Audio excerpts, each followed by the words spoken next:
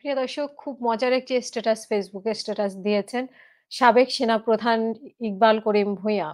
যিনি শেখ হাসিনার সময় সেনাপ্রধান ছিলেন। শেখ হাসিনা থেকে অনেক সুযোগ সুবিধা নিয়েছেন। বেশ ভালো ছিলেন এবং উনার মানে রাজনীতি করার ইচ্ছা ছিল। উনি নির্বাচন করার ইচ্ছা, এমপি, মন্ত্রী আরো অনেক উপরে যাওয়ার কথা ছিল।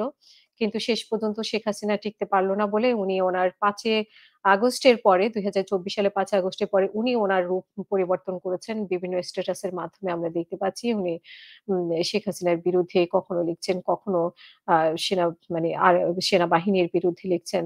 মানে বিভিন্নভাবে উনি বিতর্ক তৈরি করছেন এবং আজকে উনি ওনার Facebook স্ট্যাটাসে একটি স্ট্যাটাস দিয়েছেন যেটা উনি অন্তর্বর্তীকালীন সরকার এবং আগামী ৫ বছরে বাংলাদেশে কি হতে পারে সেরকম একটা ভবিষ্যৎবাণী করেছেন। উনি লিখেছেন যে বর্তমান অন্তর্বর্তীকালীন সরকার আরো ২-১ বছর থাকবে বলে তিনি দাবি করেন এবং তিনি বলেন যে বর্তমানে অন্তর্বর্তীকালীন সরকার আরো ২-১ বছর থাকবে। তারপর নির্বাচনে বিএনপি ক্ষমতা আহরণের সম্ভাবনা এবং বিএনপি পুরো মেয়াদে শেষ করতে পারবে কিনা তা নির্ভর করবে কিছুটা ভারতের কৌশলগত অবস্থানের উপরে এবং কিছুটা আওয়ামী লীগ ফিরে আসা ও শক্তি সঞ্চয়ের উপরে।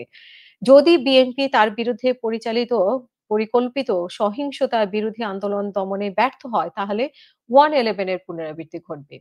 নিজের ফেসবুক স্ট্যাটাসে আগামী ৫ বছরে আমরা কোথায় যাচ্ছি শিরোনামে এক ধারাবাহিক লেখার শেষ অংশে সোমবার প্রকাশিত এক পোস্টে তিনি এমনটা দাবি করেছেন এবং ইকবাল করিম ভূঁইয়া তার ফেসবুক পোস্টে আরো লিখেছেন যে অদক্ষতা, আইনশৃঙ্খলার অবনতির কারণে অথবা ছাত্র চাপের মুখে সংস্কার মিশনে হাত দিলে নির্বাচন না হয়ে অন্তর্বর্তী সরকার ক্ষমতায় থাকবে। তখন দুর্বল মন্ত্রীরা বদলাবে এবং ডক্টর ইউনূস প্রেসিডেন্ট হয়ে ঐক্যমতের জাতীয় সরকার গঠিত হবে।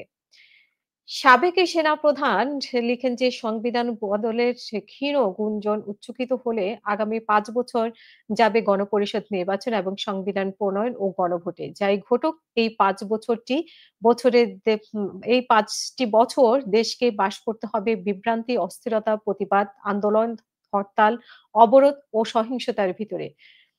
পঙ্গু অর্থনীতি দারিদ্র্যের আরো বিপদে ফেলবে এবং সামাজিক অর্থনৈতিক সূচকে বাংলাদেশ ক্রমাগত পেছাতে থাকবে বলে তিনি ভবিষ্যৎবাণী করেন এবং আসলে উনার ভবিষ্যৎবাণী কতটা বাস্তবে রূপান্তরিত হবে তা আমরা হয়তো ২-৩ মাসের মধ্যেই টের পাবো। যদি নির্বাচন না হয় সেরকম হওয়ার কোনো সম্ভাবনা আছে কিনা উনি ভবিষ্যৎবাণী করেছেন নিজের নিজে থেকে নাকি আসলে পারিপার্শ্বিক কোনো আ সবকিছু বিবেচনা করে তিনি এই ভবিষ্যৎবাণী করেছেন সেটাও বোঝা যাবে। আগামী কয়েক মাসের মধ্যেই আমরা দেখব যদি নির্বাচন না হয় তাহলে হয়তোবা জাতীয় সরকারের বা গণভোট এরকম কোনো কিছুর সম্ভাবনা হয়তোবা থাকতে পারে।